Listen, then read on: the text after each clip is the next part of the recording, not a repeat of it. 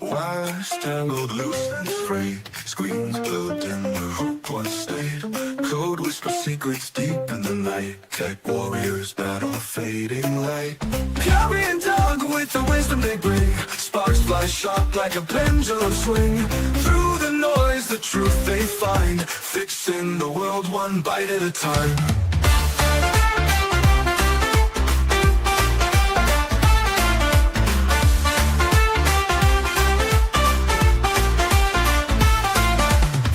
Hum low, circuit screen pain. Motherboards cracked, it's a tech domain. Challenges rise like ghosts in the air, but they've got answers, they're fully aware. Carey and Doug with the wisdom they bring. Sparks fly sharp like a pendulum swing. Through the noise, the truth they find. Fixing the world one bite at a time.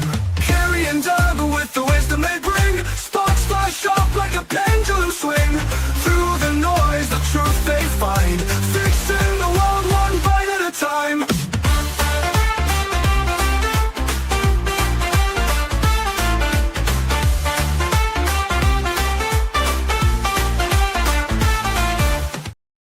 Welcome in, everybody, to our latest live broadcast. My name is Carey Holzman, and joining me, our good friend Doug Betts from the YouTube channel Live Windows Training with Doug Betts. Welcome back, Doug. Hello. Good to be back.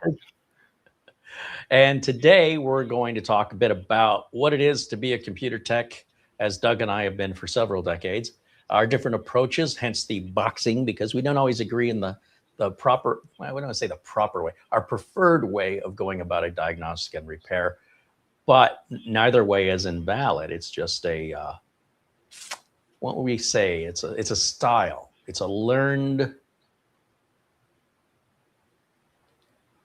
it's something that you acquire through experience. And so since we have different experiences and we've had different forms of education in the, like back in the day, there wasn't YouTube videos, Google to teach us. We have different approaches that get us to the same destination. And it's always fun for me to explore the different perspectives that I hadn't have considered. And also to let you guys know that there's multiple ways that you can often fix a computer problem. Multiple, not just one or two. How we get there isn't really important, so long as we get what the customer wants within the time frame that's good with the customer, for the amount of money the customer is willing to pay, you can maintain a business too. So it's been a while since we had you on, and there's a lot that's been going on. And well, we haven't had here as many videos as we've had before. I've also had a lot more service calls that have been keeping me busy. And this is pretty typical for me this time of year. What's it been for you? Have you noticed an uptick in the service calls, or have things gotten quieter, or is this just normal for this time of year for you? I am super, super busy. A lot of that has to do with Windows 11. And we're going to have to troubleshoot an issue here right at the beginning of the show, because we've got an actual real problem happening right now. Yeah. I've got an echo in my ear. I'm hearing myself back in my ear. I've been scrambling, trying to figure out what's going on. Well, I noticed you added yourself to the stage here a second time. So let me kick you, let me kick the duplicate. Go ahead and do that. Go ahead and do that. We'll kick the fake Doug out. Yeah. And we'll see if that makes any difference at all. Now, here's the thing. Are you still hearing me? I hear you fine. Okay, because I lost all video. I don't see the video anymore. When you went to start the show, I lost the video, so I actually relaunched from the link that you gave me. So somehow in this StreamYard panel that I'm looking at, somehow the session is still live and I'm just not seeing it. So I thought I had fallen off of the stream. Interesting. There has been some changes. StreamYard has introduced some new features, but one of the things I really like about StreamYard is what you are describing is highly unlikely compared to, say, with OBS, which is, you've got to adjust every dial and knob, whereas StreamYard mostly automatically takes care of things. So I'm trying to imagine in my head what might have happened. If you're in StreamYard and you're not getting any video, maybe just try refreshing the page, reload the page. And let me remove you also from here for a second while you do that, and then I'll bring you back on. All right, so now it's just me here, and we'll give Doug a second to reload the StreamYard page, and hopefully he can see me. Let's try bringing him back. All right. Has that made any difference for you? No, I'm suspecting there's somewhere something for me to click on to get back to the live stream, but I'm not seeing anything that makes sense of that. We were talking prior to the show starting, and everything was working fine. Yeah, it was. And then as soon as we start the show, we've got a problem. But that's okay. That's what we do. And this is how we do it. So the first, there's a description of the problem, right? So whether we're helping another tech or we're helping a customer, we have to visualize what the customer is describing. Now, thankfully, Doug knows how to describe the problem. I totally picture what he's getting. I just haven't experienced it. So I think if you want to, just go ahead and close StreamYard altogether. Just close the browser and then go ahead and join again. Yeah. Yeah, and just click the invite link one more time. And then while you do that, we'll wait for you to come back because I've got plenty of things to talk about in the meantime. All right, that shouldn't take long. I'm going to close the tab now. Perfect. And so sometimes, you know, in this business, it's 3 or 4 common questions that a customer gets asked, which is turn it off and back on again, start it, restop it. Did you open a ticket for that, which would be more of the business side of things. Let me remove, I see here, there's a little confusion. So let me remove this and do this over here. Do you see everything now? Yes. It looks like you've got 2 browsers open in StreamYard at the same time. That's what it looks like to me. Yeah. Is it possible you have a browser tab or another browser in StreamYard right now? Oh, wait a minute. There's one. Yeah. Okay. So that one should no longer have video because well, maybe you see me, but one of them should work. And now I think you sound better because you sounded like you were in a hollow tank because of a little bit of a very short sequence echo there. I think we're good now. Okay, excellent. All right, see, not a big deal. And let me jump over to the chat room and welcome everybody in. Thank you guys so much for joining us today. And if you have questions for us, this will be a great day for that because we will be taking your questions as we notice them for Doug and myself here during the live chat. We're going to end this just before 3 o'clock today. Doug made me promise. It's the most difficult ask he's ever. I can do it. I can totally do it. So you do have, you know, we're not going to be able to extend the show for extended questions. Better to get those questions in early than hesitate, wait till the last minute if you want us to have time to address them. And we do encourage that. A shout out also to our friend Buster, Peter Laycock out in Scotland with this Amazon gift card in lieu of a super chat. Thank you as always to our friend Buster. And thank you to all of our members who make these videos possible. When I talk about why membership make the videos possible, it's because the YouTube AdSense revenue has gone so far down the toilet as to be practically worthless. And then, as if that wasn't bad enough, YouTube just decides you've broken a rule and then takes away all your money, what little there was. And that just happened to Doug. I wanted to ask you, whatever happened with that? I got a notice from YouTube. It said, your membership to Doug Betts has been temporarily canceled and that it may come back or it may not. I'm paraphrasing here. And I'm like, oh, Doug turned off memberships. That's interesting. That's not what happened at all. No. My channel got demonetized a couple of weeks ago. In fact, the description of my video from last Saturday gives the actual date that happened. And their reason was they said it was reused content. So I read through all of their stuff about what that meant, and I wasn't going to panic, and I was going to try not to lose sleep over it. And I made the video, the appeal video was due on yesterday. So yesterday was Wednesday. I made it on Tuesday. So typical, waiting till the last minute. But I was happy with the way the video came out.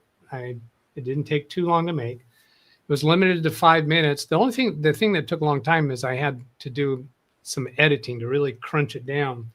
So it's really choppy. It's not a very good video. And if people are interested, I can put a link to it. It's an unlisted video on my channel. That's the rule, is you upload it as an unlisted video and then provide that URL when you start the process for appealing it. In that video, I go through all the things that comprises reused content according to their rules. And I describe how the things that I'm using don't qualify, in my opinion, as disallowed content. So I uploaded that at 4:30 on Tuesday, and somewhere around, I think it was 9 or 10 p.m., he sent me an email saying, "Congratulations, you are now a part of the YouTube Partner Program." Without a whole lot of, with no explanation about what triggered the problem. And I mentioned to Carey before we started the show that this was exactly what I thought it would be. And I've seen this with other channels where they get demonetized. And when they appeal it, they get granted their channel back without having made any changes and without having been told any specific thing that triggered the problem. So what have we learned? Well, we have learned something, Okay. and I already learned this from other channels, and I thought you were one of them. I thought you went through this too. Of course, Scott went through it fairly recently, and I know of other channels that have gone through it. What we've learned from this is that YouTube does this, and how it's triggered or why it's happening, we don't have an explanation for that. But from all the cases that I've seen so far, which is just a handful, maybe, you appeal it, give them, cover the things in your video that they're requesting, because they do request you cover specific things, and you're likely just going to be given your monetization back. Now, the downside is they do not reflag your monetized videos as monetized. So you have to go through and do that yourself, which is, and I included a little bit of a terse comment at the end of my video about that, my feelings about that. But the thing that we've learned is don't panic, don't freak out. I can speculate many reasons why this is happening, why they're doing it. Bottom line is we don't know. But to any content creator that happens to you, try not to lose sleep over it and just go through the appeal process. I have not personally heard of any channel that did not get remonetized, but I'm not an expert on that. I haven't, the people who have been demonetized have not been reported their results to me. It's just what I've seen happen on channels that I watch. When it happened to me, I lost 3 months of living revenue. Yeah. So you could tell me don't freak out. My appeal was denied. I tried in vain to get somebody to talk to. They ignored me. They doubled down. I worked to find alternative means to reach out and talk to somebody, all the while wondering how I'm going to make my house payment. Oh. I was, I had a little buffer, but I didn't have 3 months of a buffer.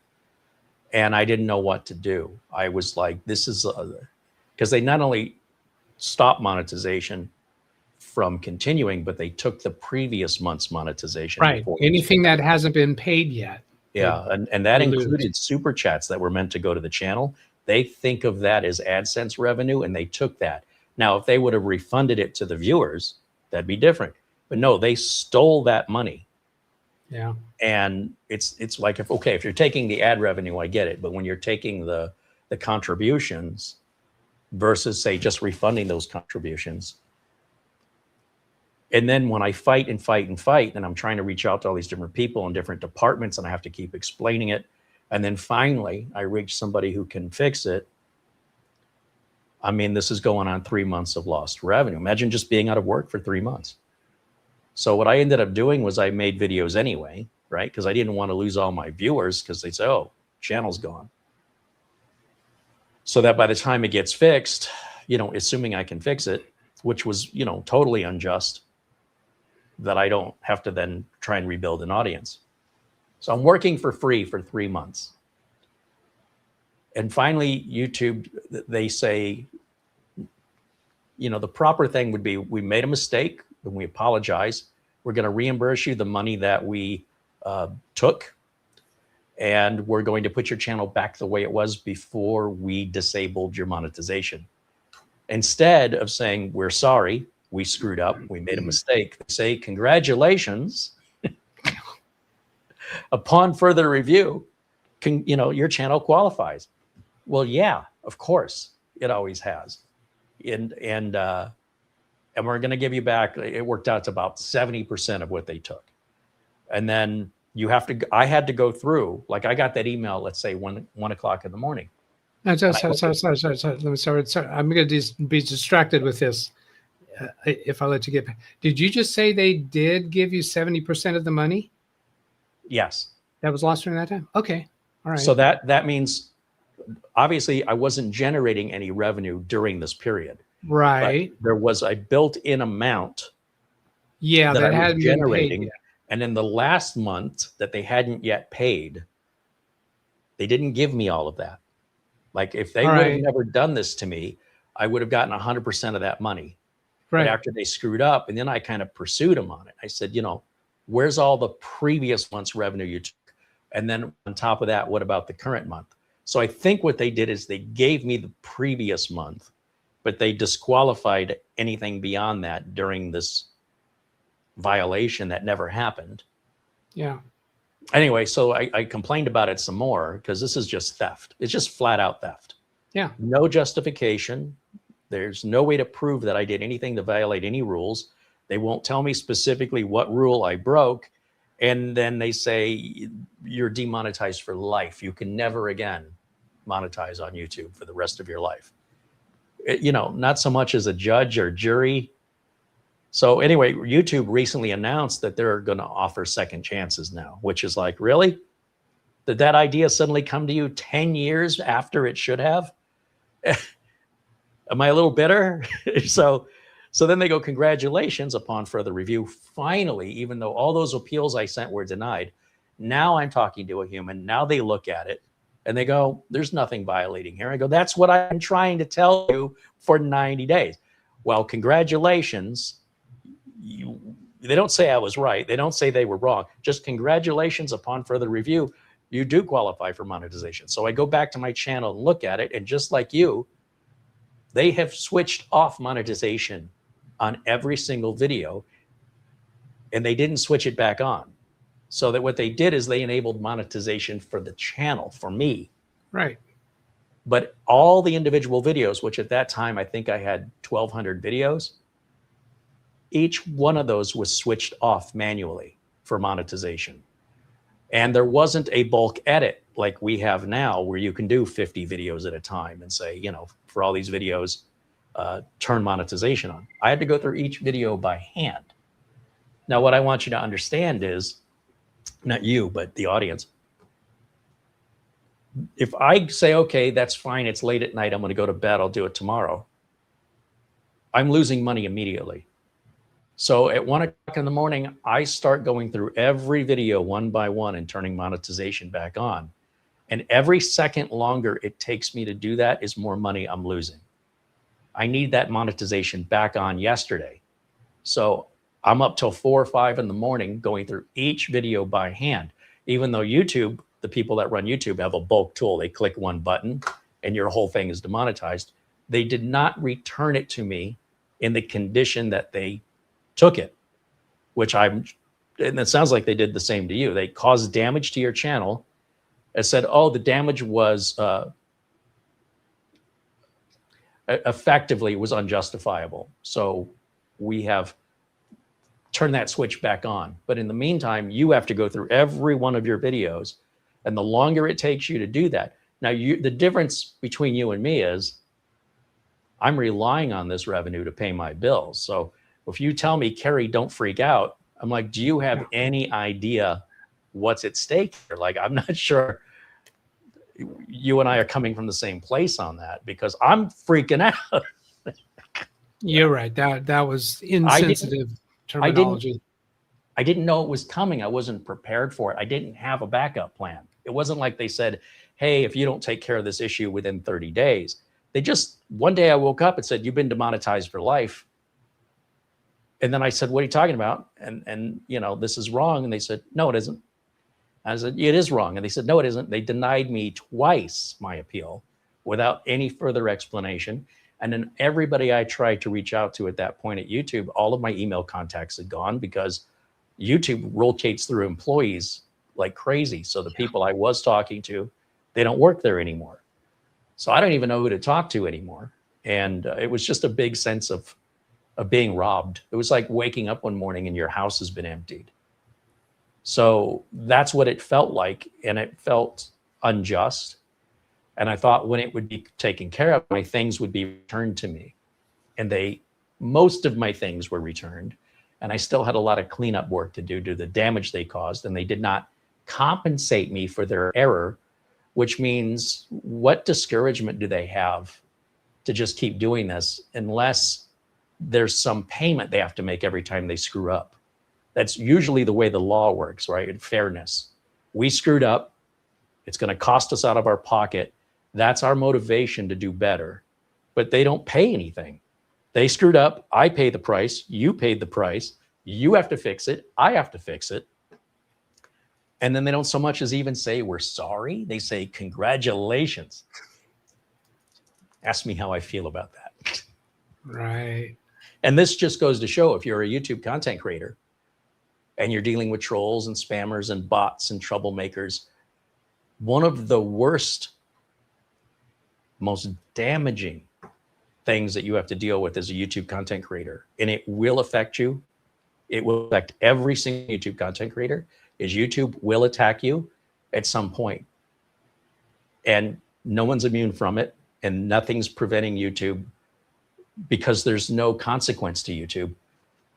There's no reason for YouTube to not change what they're doing. Now I know this, and I want everybody else to know it too. It's not you. It happens to all of us. And always have a backup plan, because if you're going to be doing this regularly, it's just a matter of time. And that's all I can say. I don't have a solution for it. Just be ready. But I'm glad it worked out for you. I've never heard anybody get an appeal reversed. You're the first one. You said you haven't heard anybody have a problem when they appealed. Yeah. Well, yeah. I was counting you as one of them. So, but obviously I wasn't paying close enough attention. Well, what about Scott? Well, he denied his appeal too. He wound up getting it all back though. But the initial appeal was denied within seconds. Like nobody read that quickly. Oh. So we had to go back and fight after the appeal. In other words, when you do the initial process, yeah, it appears to all be automated. Like some AI is flagging something. Yeah. And it says in the initial process, you're being punished for this. And in our case, punished for life. And you have no way to defend yourself. There's no jury. There's no judge. There's not even an opportunity for you to understand what you did wrong. They won't tell you.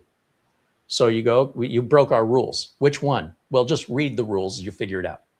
No. Now, the question. Yeah. Did you and Scott do the video appeal, or did you use the other method that they had available? Well, I can't tell you what Scott did, and I can't tell you what you did, but I'm assuming you guys did what I did, which is YouTube sends this thing that tells you, show up to jail tomorrow because you've been busted for a crime. You just woke up out of bed and you're being handcuffed and you're being taken to the jail. This is what it Okay. feels like. That's what They it felt say like. That's not what happened. That's what it feels like. Like in my That's what it head, felt like. I'm asking I what feel like happened. I had a trial that I wasn't at. A decision was made that I don't know anything about. All right. I was All given right. no opportunity to defend myself or to be even told what I did wrong, other than you broke a rule. Which rule? We can't tell you which rule, because if we tell you, you could use that to find a loophole to get around the rule. What? You're putting words into their mouth, right? This is not what they This is actually what said. I'm okay. This is So what you're feeling. This is what you're thinking. That's not what Yeah. they actually said, right? What they actually said is you've been demonetized for life.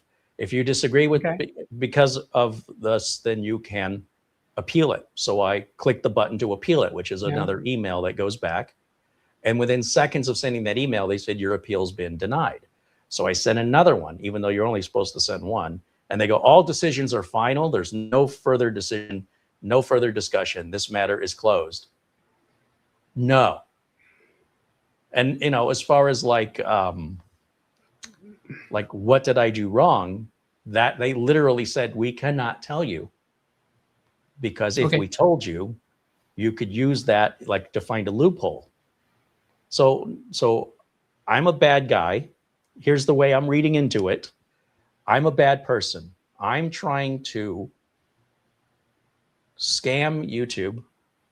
And if YouTube tells me what I've done as part of what they determine to be a scam, then they're going to help me refine my scam by telling me what it was I did.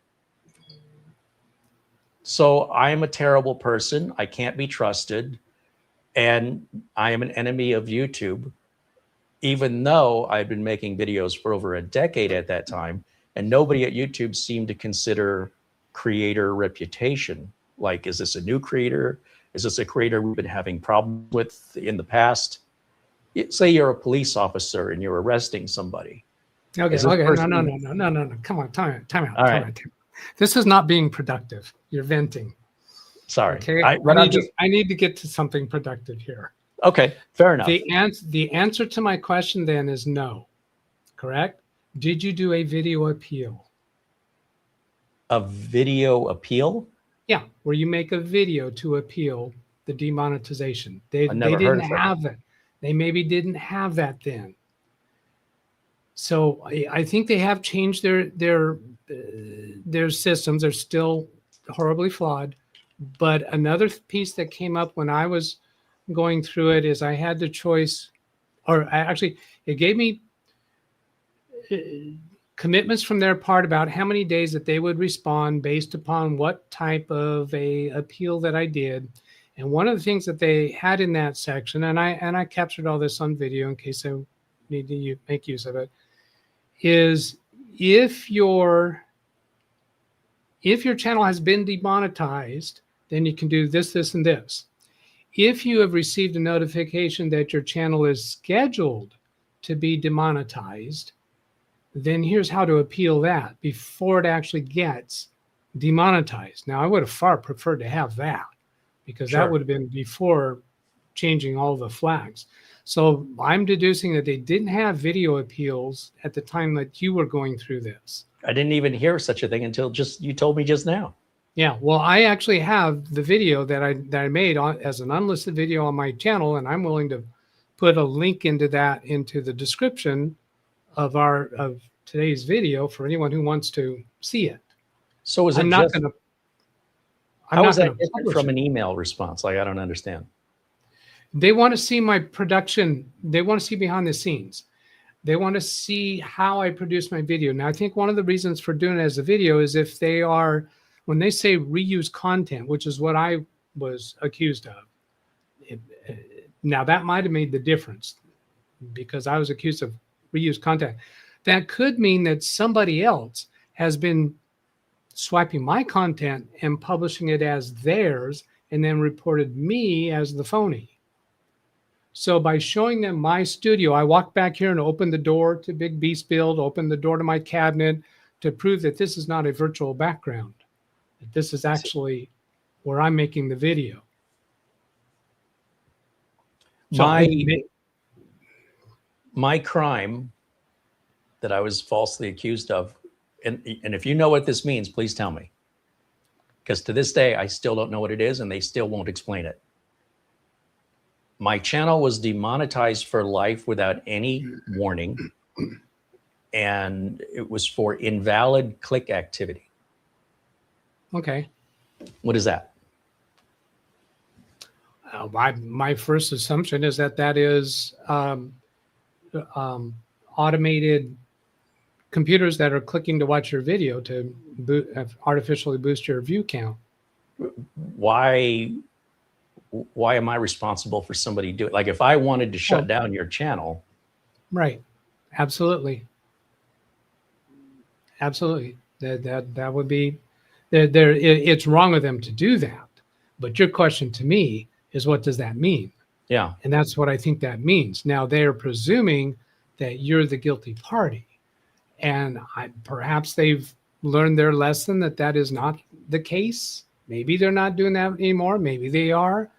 I don't know how. I am very curious to know how long is that list of things that they accuse people of. They accuse me of reuse content. They accuse you of invalid click activity. Do you recall what they accused Scott of?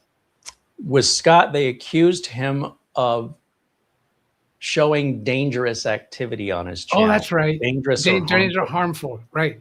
Yeah. So yeah, they are giving a reason. They're not specifying where that came from, what they saw on your channel or on your videos to, cause that conclusion. It's just that, like, the economics of it, for anybody that's curious, there are what we call click farms, or there used to be. Right. And you could hire some company out of India, and they used to send emails all the time to me going, we can boost the number of subscribers you have and the number of views you have.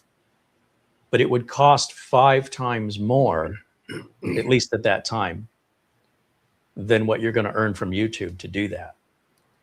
And so why would I do that? Why would I spend $50 to make $10? It didn't make any sense. Now, maybe if I had a sponsor and I was trying to bump the numbers up to impress, but at that time I didn't have a sponsor, so YouTube couldn't say that was the reasoning. Like, why would I do that? Why would I spend $50 to make $10? Where does that make sense? But yet there are trolls that have come after my channel and continue to, that they're not dangerous. They're just like little annoying, meaningless gnats that are flying around, and you swipe at them and they're just annoying. You're not afraid of it. Like, oh no, it's going to bite me. And they're very simple-minded people in general. The ones that I've worked with are not the brightest in the bowl.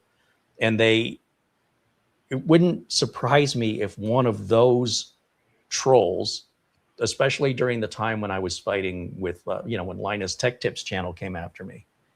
And then when I made a video upset about that, the Linus army came after me. A big percentage, thousands of his viewers attacked my channel. Could it have been, for example, one of them trying to get revenge because, heaven forbid, I spoke harshly over truth of what their leader did, and I was the bad guy for being the victim. And this is the kind of thing that generates the hatred that may create an attack on the channel. But YouTube never, first of all, YouTube, that was another thing YouTube did. Let's not even get into that. Where these false copyright allegations YouTube allowed through, and then didn't punish them for doing it. So, I had to fight just to get my money back on those falsely accused videos where they were claiming it was their content, because the people they hired didn't know what they were doing.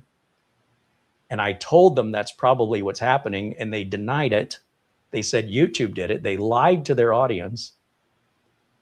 I got the win on that. I've never lost one of these because I'm not doing anything to, look, if you play by the rules, you should have nothing to worry about.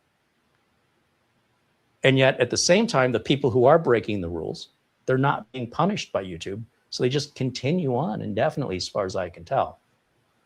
So it could have been, a troll like that got control, I don't know, like, of some machines and started generating false clicks. If their plan didn't work, it would have just meant I made more money. that, for their trouble. And if their plan did work, then it demonetized me. Best I can tell, that's what happened, but we'll never know. So, but all right, on to brighter things. Yeah, let's get on to some tech. Yeah. Take a look in your chat. I'm having weird experience with your chat room. Okay. I don't see anything after 7 minutes after the hour. Yeah, my chat shows up to 1:33.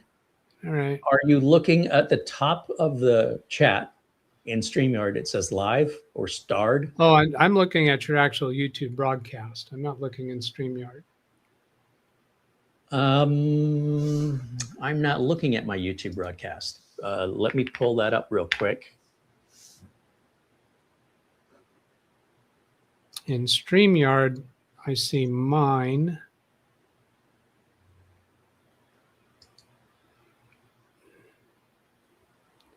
Joshua, let's see. It looks like Joshua must be on yours.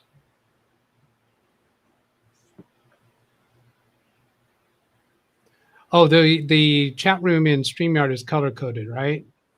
Blue is mine, and black is yours. Yes. Did you open another? You got one of those you're going to need to mute because your audio's doubled up. Maybe the YouTube channel, maybe you got the speaker turned on YouTube. Checking. No.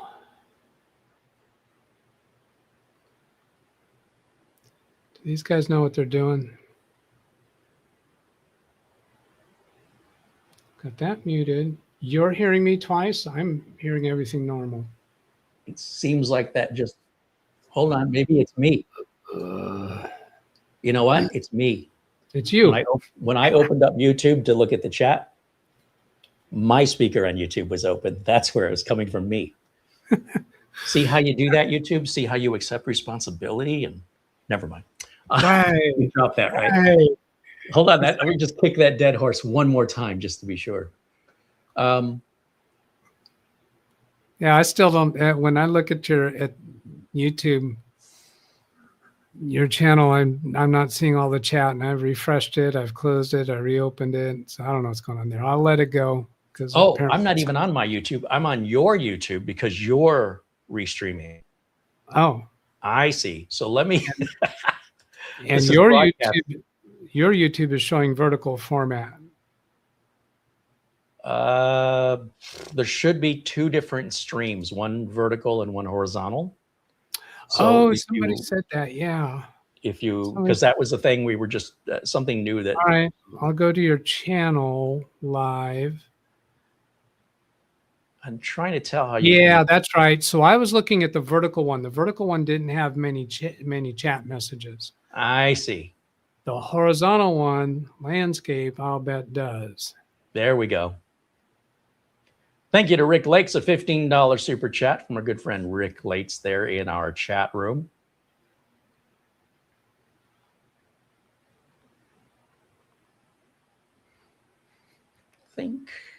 I hope I haven't missed anybody there. Again, if you have questions for us, this will be the time to ask.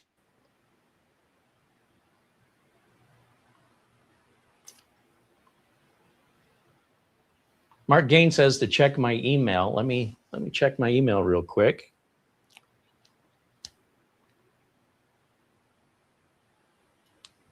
Not seeing anything just yet. Sometimes these things take a few minutes. And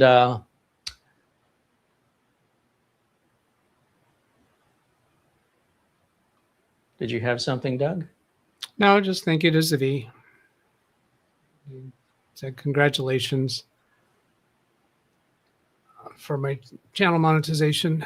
I really want to get off of this monetization issue, but please. I do need to ask my chat people, do you have, I saw Jeff Ryman was the only membership badge that I saw with a 6. I was concerned about whether people were going to lose their history, their length of memberships. And I think that 6 tells me that's not the case, but he's the only one that I see with the membership badge. Is that the right badge for you? No, there's Rick and there was Jeff Ryman, both showing us 6. I thought they would have been longer. Well, I mean, it's going to stay 6 until they hit 12, right? So they could be at 11. Right. It would still say 6. Oh, you know what? I turned that on my birthday last year. So that's right. They haven't hit 12 yet.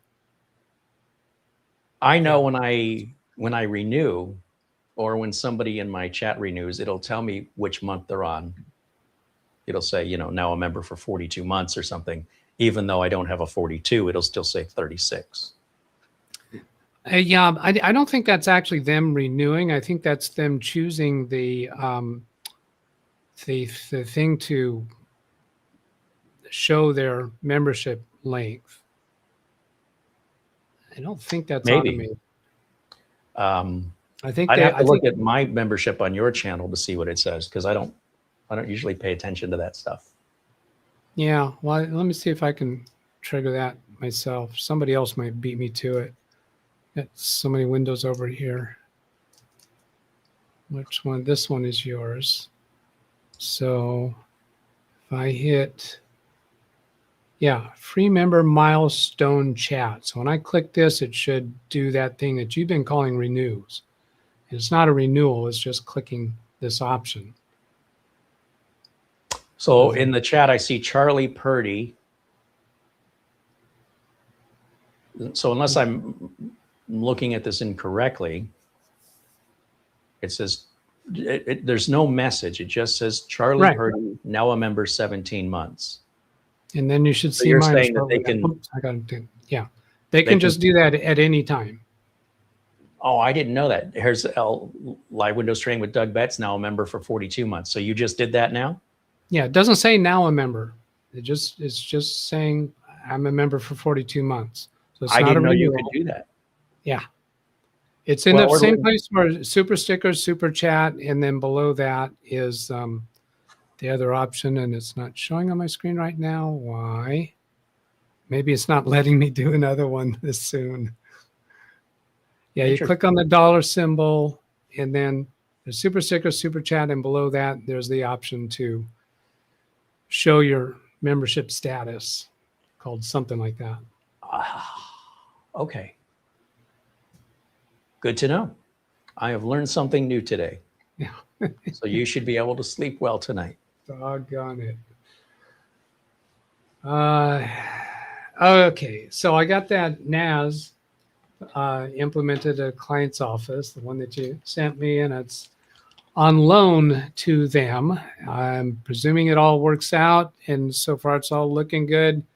I'll be purchasing a Synology NAS for rack mount for them. I did a few automation things to help with that task. I had AI assistance with creating some batch files and scripts, and I imported all the user accounts into the Synology, and I created 2 batch files, one called fs.bat, that's for file server. The other one is for nas.bat. I'm not going to say what the NAS stands for. And what happens is from any computer, I can do Windows key R, X:/ or file server / or NAS /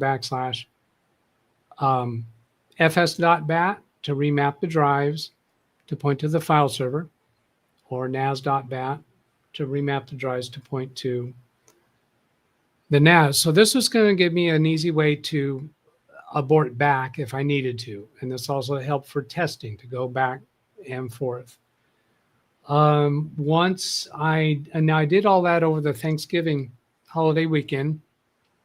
I actually finished it all on Thursday, but had the rest of those days in case something didn't go okay. And I did have a few other details that I still did deal with after that. initial reports from a user who was in the office on Sunday says that it felt a lot faster.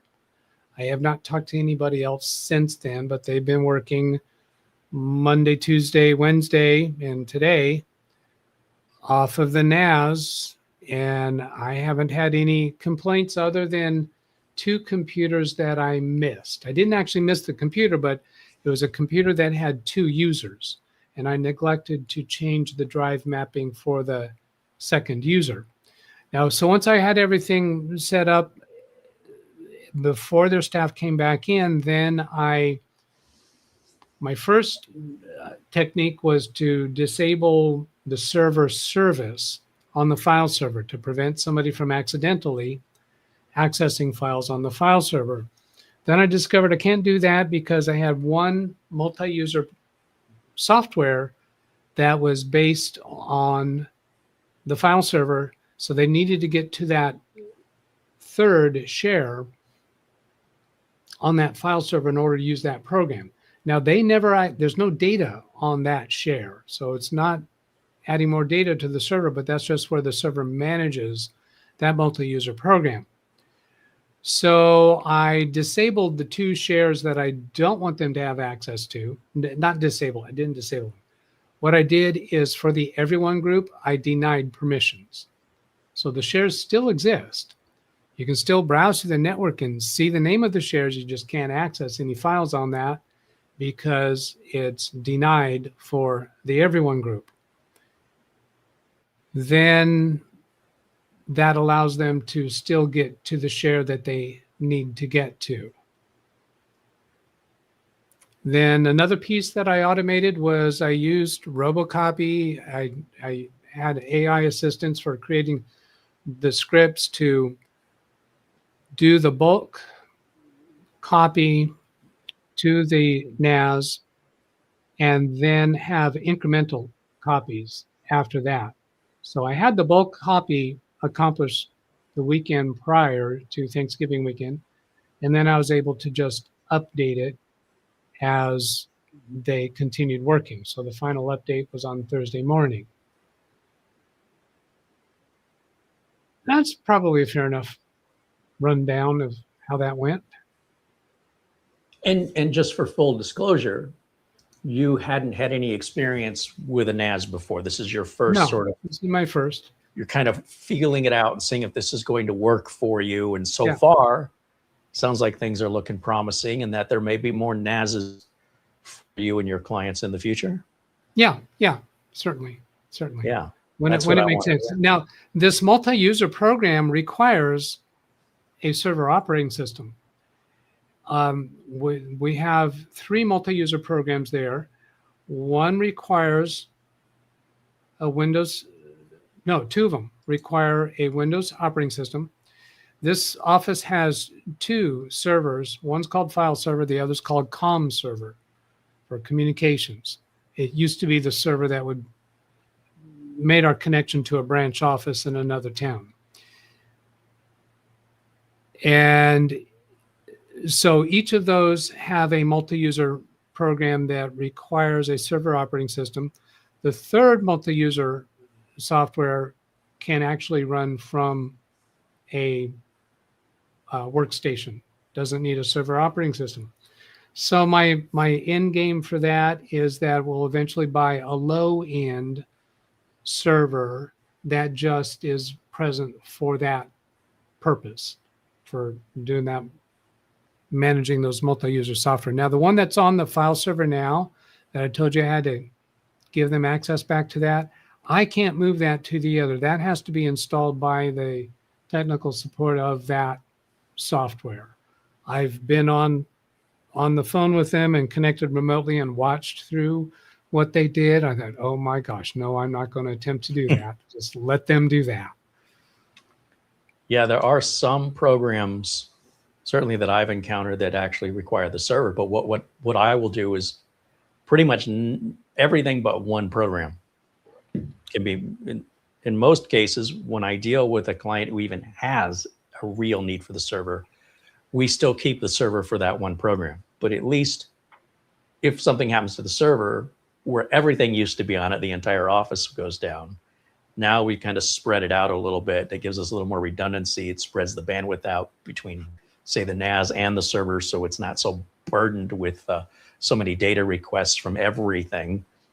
And servers are expensive, you know, compared to a NAS, and they cost a lot of money in electricity. They're power hogs. They're loud.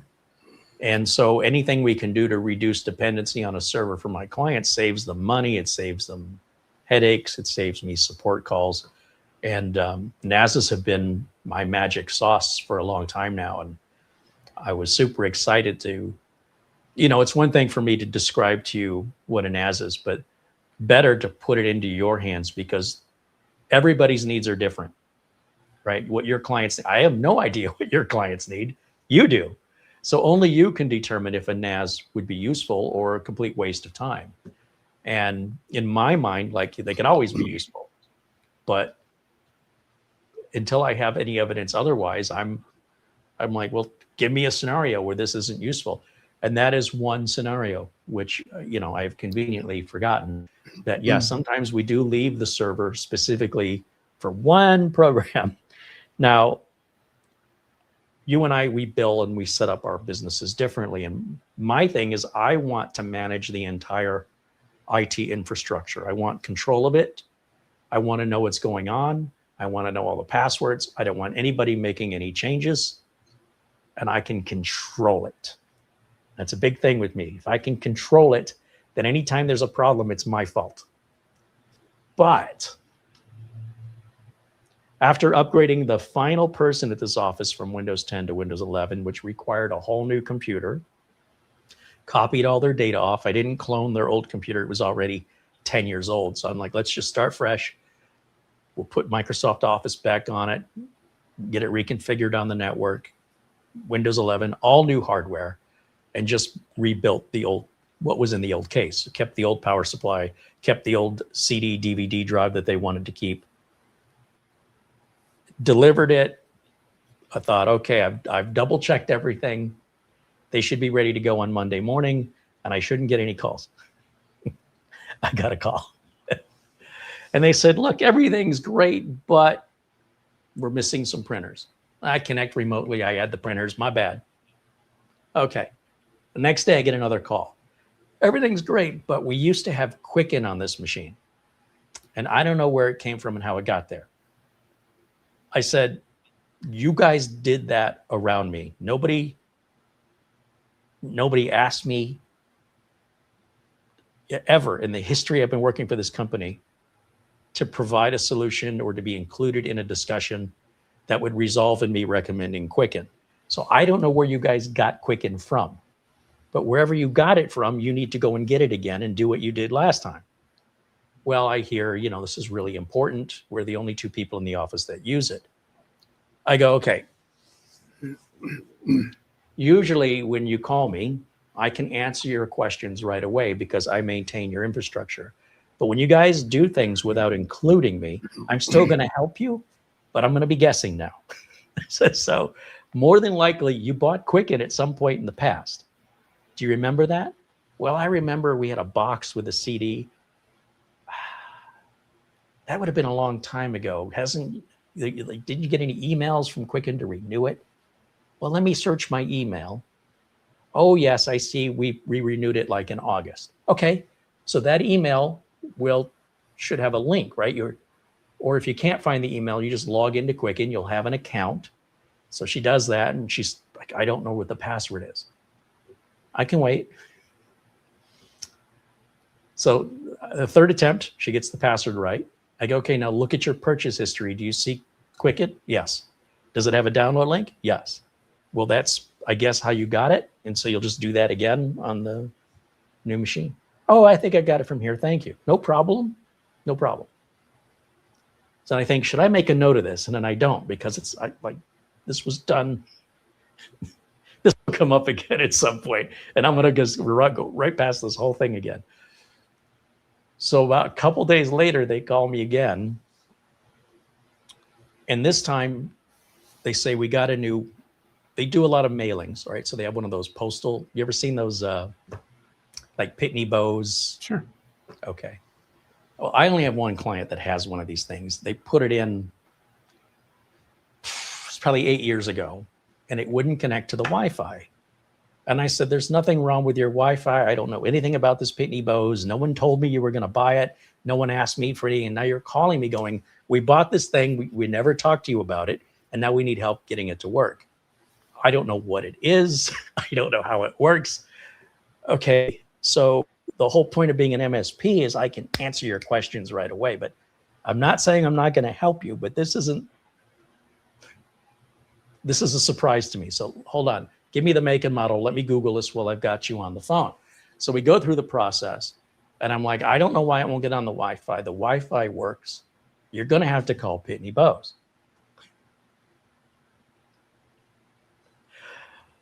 I'm laughing because the problem was my fault.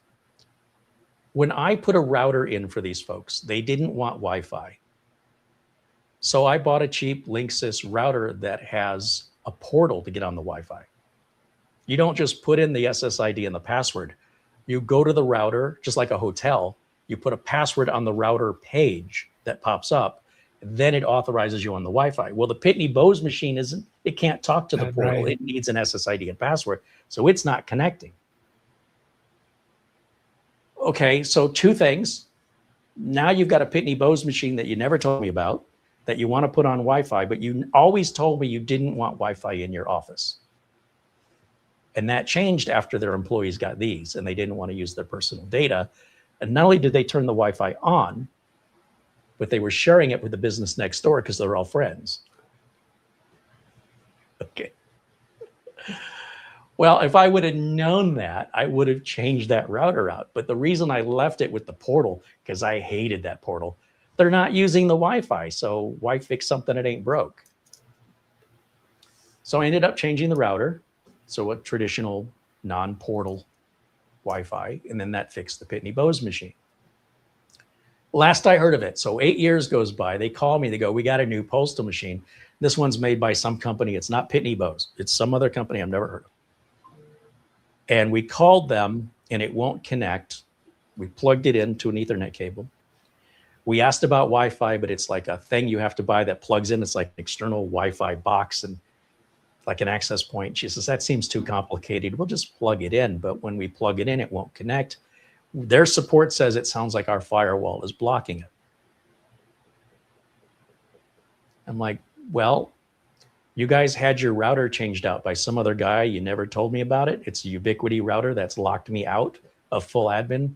So I have no access to it to that level to check your firewall. You're going to have to call the other guy that installed that because there is an admin status on the Ubiquity, but it's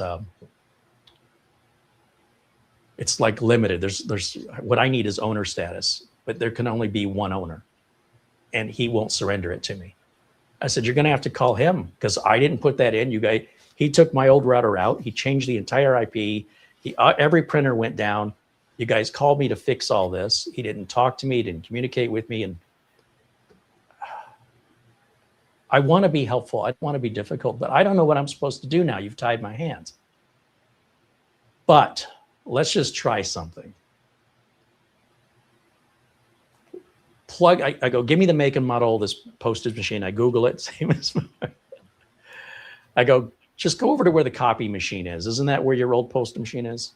Yeah, okay, so just put it there. Take the cable out of the copy machine and plug it in. Okay, now tell me what the screen is saying. She goes, oh, it's walking me through the setup now. I swear to God, it didn't work before. Okay, so we're good to go? She goes, yeah, except, okay, do you know if the jack is turned on the other wall? Because now that I've taken it from the copy machine, I don't have anything for the copy machine. So I'll plug it in on the other wall. But I go, well, I'm going to have to drive over there and see if that was ever patched in. I don't know. I go, but we've dealt with this before where you run out of plugs. And you guys bought like 4 or 5 little network switches. Do you remember? Oh, you're a genius. That's it. That's perfect. We know exactly what to do. Thank you for your help. Whew. All this because we went from Windows 10 to Windows 11 because they hired somebody else without any input from me or including me on the decision to change the router. because they had QuickBooks they bought at some point in the past, never told me, but now years later they're having problems with it, and they don't know they never told me. They think I know. So it wasn't terrible, but it's just where I make notes now. I start making. Is that an office that was under contract paying you monthly? They still are. They've been under contract for we got to be close to 20 years. No. The business owner's son decided his friend could do a better job than I could and convinced his dad to hire his college buddy to replace the network. And when his college buddy replaced the network, he changed the IP range without realizing you have these big Xerox copy machine printers that are static IP'd that went down when he did that. And when it went down when he did that, guess who got the call? The guy who did the work? No, they called me. So I got to figure out, what did he do? Why is the printer not working? I end up calling the printer company. Call them on the phone. I got the customer in a 3-way call. I go, look, this thing was working fine. Somebody changed the router. It's like we kind of connect to it, and I don't know what's going on here. So the guy says, well, what username and password are you logging into? I go, this is SMB. We don't use usernames and passwords. He goes, there's no such thing as SMB that doesn't use username and passwords. So you're telling me the last 10 years that I've set this up and I've been doing it without username and passwords? That's not what I've been doing. Are you new? Maybe you're new. I'm not new. I've been doing it. So now I'm getting into an argument with the tech support guy, with the customer on the phone. I go, I didn't mean it offensively. I just thought maybe you're new and you don't know, but we never set passwords up and we never had a problem. I don't know where you got this idea SMB requires passwords. So somebody heard him talking to me that way and took the phone out of his hand and said, can I help you? And I said, yeah, I can explain. I think there's an IP address issue, but I can't figure it out. He says, oh, I can see the IP address has been duplicated. So you've got 2 devices with the same IP address. We just switched that and everything worked again. I go, your coworker there said I needed a password. And you can clearly see, despite me telling him the only thing that was changed was the router, no user information was changed. The printer itself was never changed. It was just the router. I told him it was probably IP related, but I couldn't figure it out. But that explains it. Thank you for your help. I really appreciate it. So it's funny how, in trying to clean up somebody else's mess, that could have been avoided had they been professional and courteous and kind of let me know what was going on and asked me, hey, I'm going to replace this router. Is there anything I need to consider? Yeah, don't change the IP range. Just put it back in the same range. It's super easy. Change one thing in the router. Otherwise, I got to change everything in this office, or everything with a static IP anyway. Would you have thought to tell him that if he just asked, is there anything I should consider? Would you have thought that that's the thing that he might do? Because there's lots of other things he could do. What I was told he was going to do. Here was the heads up I got. Since we're depending a lot more on Wi-Fi, and since we're renovating the office, the guy we've got here that's doing all the cabling in the new office, actually, that was a different guy. He wants to replace your Wi-Fi. So remember, this is now, we went from the portal with basically a home router to a more modern home router that didn't have the portal. And now they're expanding the office to be 2/3 bigger. So they're going to need more Wi-Fi to reach all the way to the opposite side of the office. And you want to have somebody else do that? They're just adding Wi-Fi? Okay. Well, that's not what he did. He actually took my router out, took everything of mine out, and completely replaced all of the networking. And I didn't find out until after it was done. I was told he was just putting in Wi-Fi. So I thought he's putting in access points. What does IP addresses have to? They're going to grab IP addresses off of my router and he'll disable the Wi-Fi on my router. That's what I was told. Like, that's, if somebody told you they just want to expand the Wi-Fi, would you think they're going to change the router? I didn't. So no, the whole idea of IP address never came up until after it was already done. But yes, if he would have said I'm replacing the router, I would have said it's critical. Keep, if it's 192.168.1, I don't care what the rest of those numbers are, but make sure you get those first three the same. If it's not that way already, just change it real quick and everything should go smoother. But I've got a story that has some similarities there. I've got a new client. So this was not where they had somebody else come in and do something to what I had set up, but it's new client to me. So as I'm getting acquainted with their computers, the task is to get them upgraded to Windows 11. I think 3 of their computers will upgrade in place. 2 of them have to be replaced, and the 6th one is a question mark right now. We're not sure if we have to replace it or not, but it's a couple of surprising things.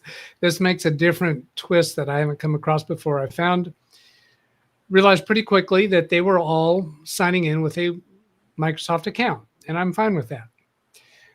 But then I realized, oh, wait a minute, they're signing in with the same Microsoft account, each of the computers. And okay, I can deal with that. Some of them have a local account behind that. Some of them don't, which makes a difference to my remote control access. And then I just did the upgrade, in-place upgrade for their Pure server. They had a Windows 10 Pro computer operating as the server, and it was capable of Windows 11. So to do the in-place upgrade, first I had to uninstall ESET because it won't upgrade with that installed. And I actually convinced them to dump that entirely. And it appears to be on all of the computers, but that's not this story. I checked to see what files were in use before doing this remotely after hours. And I saw several files in use by server, by the username server. And I'm connected remotely to the server. So I'm looking at what it has open. It has nothing open. As I look further into the computer management app in Windows 10 Pro, I find different computer names. So it's the same username on different computers. So what they did is when they connected to the shares on this computer, they didn't create user accounts on the server computer. They just signed in as the user server from every one of the workstations. So I couldn't tell who had what file open on the screen that shows what files were open. Just a weird thing. I can get around it. But when somebody's doing a setup that what, in my opinion, that's would not be a normal way to do it. right, but if you weren't involved in setting it up, if you weren't consulted about, they said, hey, how should we set this up? If they did that all on their own without any information to let you know where to ask you, and then all of a sudden you get a call and they go, we're having this problem, and you don't have any of this backstory, right? Our default is we would set everybody up with their own password. Their default was they don't know any better. Let's just, if we can all use the same one, why make this any more difficult without realizing there's a potential consequence to this in the future that they know now. And you have to work backwards to figure out what the heck they did to make any sense of this, because we would have never set it up that way. Yeah. That's a fun one. Yeah. So it was interesting. And they don't know now, because I'm not going to tell them about that. I'm not going to tell them. Oh, you never brought it up to them? No, I'm not going to. I don't need to. I'll just cover it. I may on occasion I'll make a note in the time slip saying anomaly discovered and resolved, which is just a way to cover some time that might look a little more than it ought to be, but I don't go into detail about it. This was done by somebody else that doesn't work there. These computers, 6 computers, 4 of them, maybe 3 of them, not sure right now, are custom build computers. She told me that back in COVID days, she needed computers right now. And this person, this somebody, went out to a store and bought the parts and built the computers and Interesting put them choice. in. These computers are, I think, every bit as wide as Big Beast build. They have RGB. They're shorter. They're not as deep. They obviously don't have two motherboards in them, and they are buried under the desk. They're not. They have glass panels, or plexiglass, whatever it is. And I think, oh, okay. And I they, wonder and why then they they, just didn't buy Dells or HPs or something. I don't know. And I'm not going to put them through the third degree about that. Well, no, I mean, that's done, not right? my style. Yeah, it's done. Yeah. It's done, and they are no. But here's another thing. They at least two of them, I need to install larger drives in order to do the Windows 11 upgrade, because in the custom built computer around 2000, the year 2000, one of them's like a 256 gigabyte drive, and the other is like 128, I think. Just tiny. Okay. You know, I saw a video last night where a guy was showing, here's how you can clone your drive to another drive in Windows without any software. And what he did is he used the DISM command to create a WIM virtual machine, and then extracted that onto the new drive, which doesn't create a recovery partition. And then he runs the boot CD command. It's all DOS commands, or, you know. Yeah. And he's, so there you go. And it's like, does he, I hope nobody follows this guy's advice, because there's going to be consequences to this. And there's free cloning software. There's no reason to come up with some, you know, typing in these arcane commands like it's 1982 to try and stick it to the man, when you're really just sticking it to yourself. And I'm seeing more and more of this on YouTube. I'm seeing a lot of misinformation, or a lot of information that, hey, this solves the problem, right? Real easy, free, you can do it yourself. But what they're leaving out is that it's going to create all these other problems down the road. And that frustrates me, because I think maybe, you know, I want to think the best of people. They really think they figured this out, but they don't know what they're talking about. They don't realize the consequences. And the people watching them say, well, this guy sounds really smart, and he's showing all these really amazing commands I never heard of. You know, somebody must be smart to know this. And I just think, I guess he's got a right. It's a free speech thing, right? You can lie and give bad information. But, you know, I feel bad for the viewers who don't know any better, that are going to suffer consequences months down the road when they need that recovery partition. It ain't there. Somebody like you and I are going to go out there, we're not going to be able to fix a system. It's going to need to be reinstalled. Now, you like using Macrium Reflect for cloning, right? Yeah. And my preference, of course, is Acronis, but I'll be honest, I haven't had much call for it this whole year. I don't think I've cloned a drive once this year. So I'm not sure the market and then the work that I used to do, and I assume this is true for you, the work isn't the same anymore. Like, I'm very rarely changing power supplies and bad hard drives. I'm very rarely even upgrading drives anymore. I feel like we've kind of plateaued on the technology where we're giving the users more than they're using. Are you experiencing something similar, or is it just me? Well, I've done cloning a lot, but the explanation for that is that you and I take different approaches for rolling out new computers. And I don't know if it's a difference in the nature of the offices that we have, but I seem to come across computers that have a lot of software installed that are not quick, easy installs. So like this office that I was just talking about, the two computers that we are going to replace, actually we've already replaced one. A second one we know we have to replace, and the third one might be a replace. I'll be cloning those for definitely. I'll clone those drives, put them into a B-Link computer, and then do upgrade to Windows 11 in place on the B-Link computer.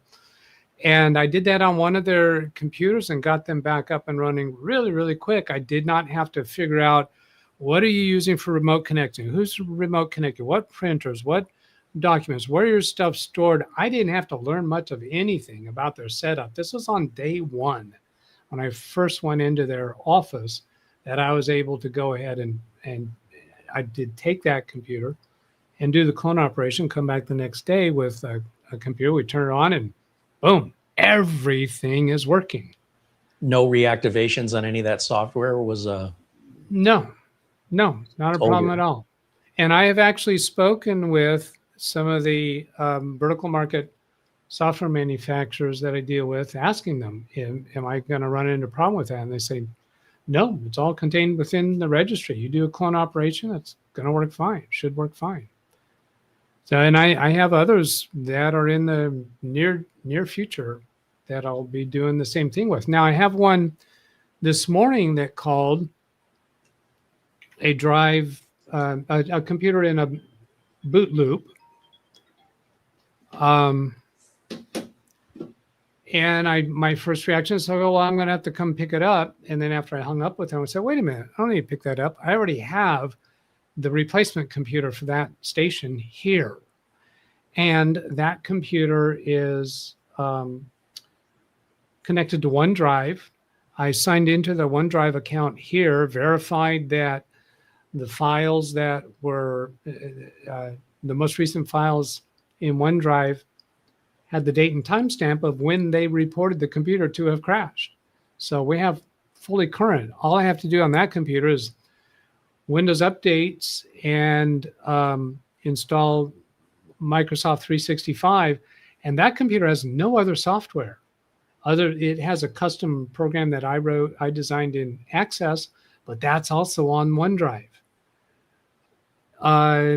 And rather than doing the out of box, this is the computer right here, rather than doing the OOBE and Windows updates, what I'm doing on this one is I did the OOBE just to make sure the activation is there.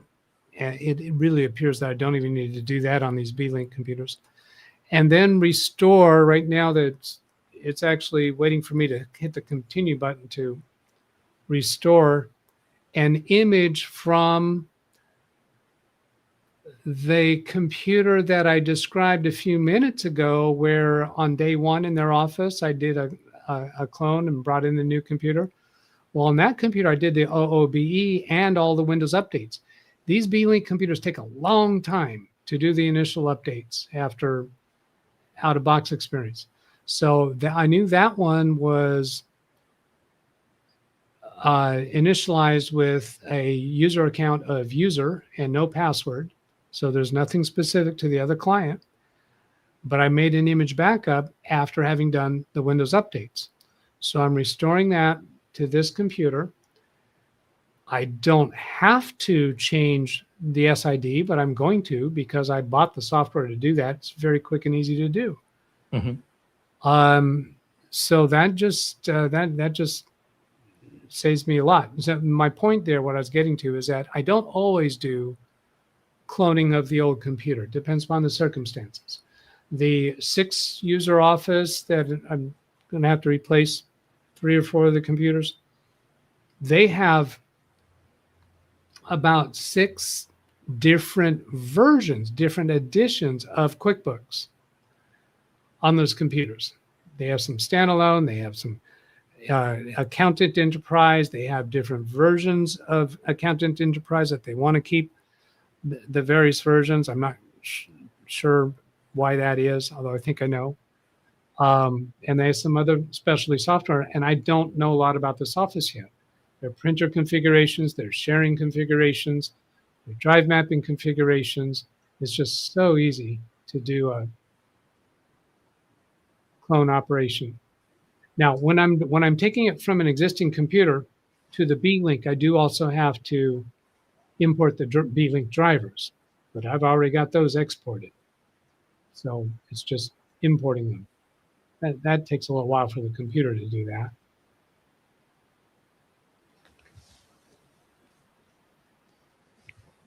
The reason that I avoid the scenario, I mean, sometimes you have to, right? That is what it is. But my thought is, what if this place gets robbed? What if there's a fire? What if there's a ransomware infestation where cloning is not an option? How do we put this stuff back? So if I say to a client says to me, we want to replace these old computers, but we have some old software here. How do we preserve it? I go, well, we got to figure out where the old software came from so we can reinstall it. We need to have this discussion. We need to document it, and we need to have access to it so we're never in this situation ever again. And if they say, well, they don't make the software, there's no way to get the software, and we want to continue walking on this tightrope, I say it's not advised. You're limiting what I can do to help you in a catastrophe, but we can clone it. Like that to me is like, if you do it the quote unquote easy way, all you're doing is, in my mind, you're postponing this problem for another day. We're just going to come back and revisit this again and again. And if the tragedy is so bad, if it happens, what's our plan? Can you go without the software? Oh no, I have to have it. Okay, so if I'm going to clone it for you, and if I'm going to have you on a retainer, I need to keep a backup of your system. So if your building burns down or you get ransomware, I at least have something. You know, it could be old. I don't know, it could be a year old, but that's more than what you will have. Is this anything? I realize I'm thinking way far ahead. Do you think about that, or is this, a client? Yeah. And Absolutely. What's your plan in that? Like, every time I have a computer in my lab, I do keep a image backup for of how that long? computer. Yes. Yes. And you don't charge a client for, like, if you were to store that data in AWS, you'd get a monthly bill, right? For Yeah. the storage space. You're doing that for free indefinitely? I'm charging them the time it takes that I'm involved for doing that. Yeah, but what about the storage space they're consuming indefinitely that will never return to you? It's not a real cost to me. That's a theoretical cost. I don't worry about it. Okay. It's the way that I consider things like that, and also like when I buy tools or equipment or subscriptions for things, is that that's part of what makes me valuable as me. Back in a previous life, I was an auto mechanic. Auto mechanics traditionally buy their own tools. They don't get to charge their customers more because they have their own tools. That is part of what makes them employable.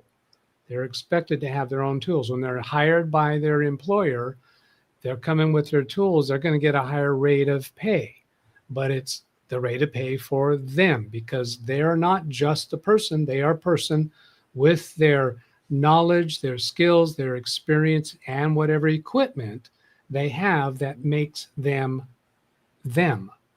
So I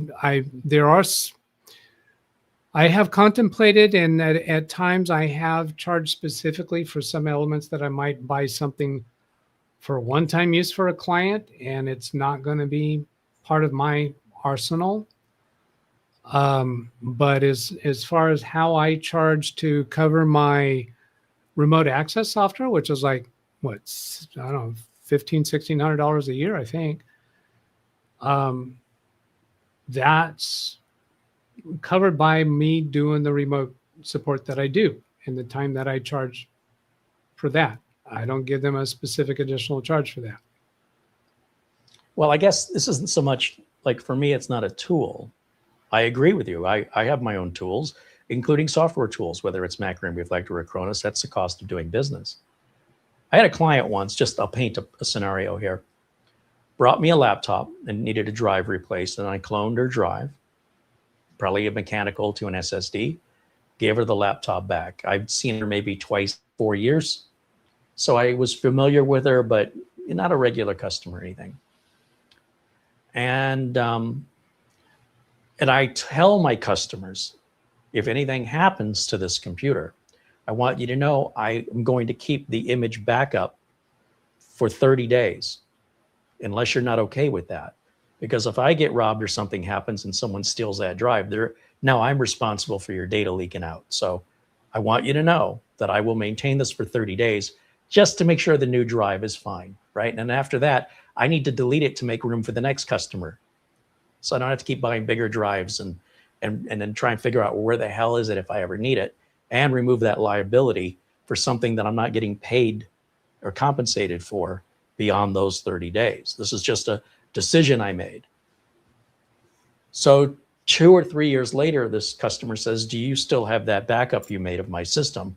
My laptop was stolen while I was at work, and goes off on this neighbor that's a drug addict, and I'm sure he did it, and blah, blah.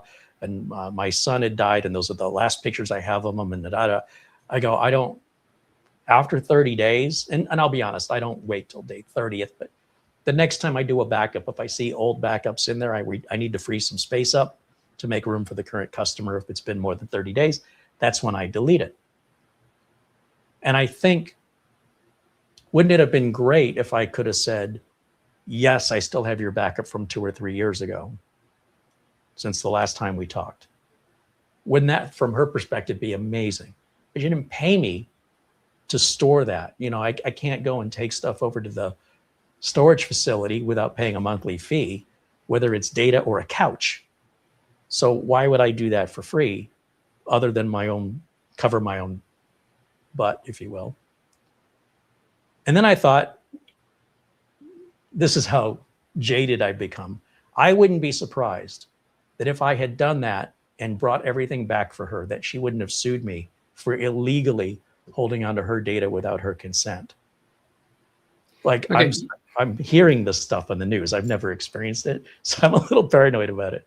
How do you handle that? What's your particular? Well, you have many times got your harsh on towards people in the chat room, saying, well, what if such and such happens? Well, what if such and such happens? You say,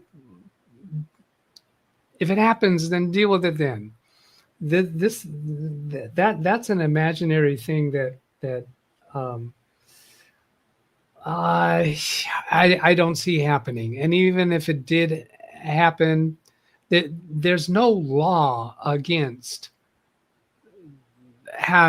doing that. You said illegally retaining. What? Show me the law that says you can't have the copy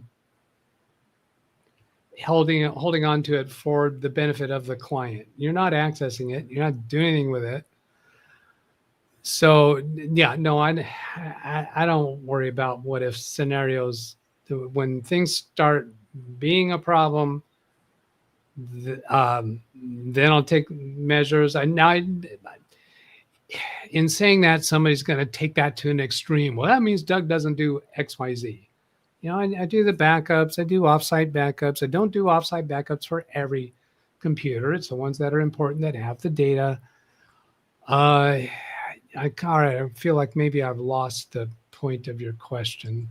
Well, and just for my own, like, if I'm putting somebody in the chat room going, look, you've created a scenario that is so unlikely, it has no precedent. It's not logical or reasonable to be worried about it ever happening. I'd like to think the scenarios I'm painting are possible, more possible. Not the way you described it. Not the way you described it. You described it as your client needs that data back. You successfully restore them back into business, and then they sue you for illegally. No, that's. Oh, I don't know how likely that second part is, but certainly there have been stories in the medical field where somebody got helped, and then they sue them for helping them. But that's stuff on the news. That's not everyday stuff. That's just it's so rare it makes the news kind of stuff. And I think, well, if you just don't get involved, then your chances of that are zero. Oh, sure. Right? Close down your business. If you volunteer to do the right thing, there's that expression, no good deed goes unpunished. Right. Sure. So what's in it for me? In other words, if I still had this lady's data for 3 years on a drive on a shelf, and I'm able to recover it for her, I mean, that's a great thing to do. Don't get me wrong. But why would I do that for that period of time? That's an excessive 3 years with no payment, no compensation. And anybody else that would do that would charge her for that month to month, like any other storage facility. And if you take your computer into any repair center, it's pretty universal, big disclaimers. We are not responsible for your data. You know, if we have to wipe your computer out to fix it and we give it back to you empty, that's your problem. Now, I don't do that, but you know, that's standard in the industry.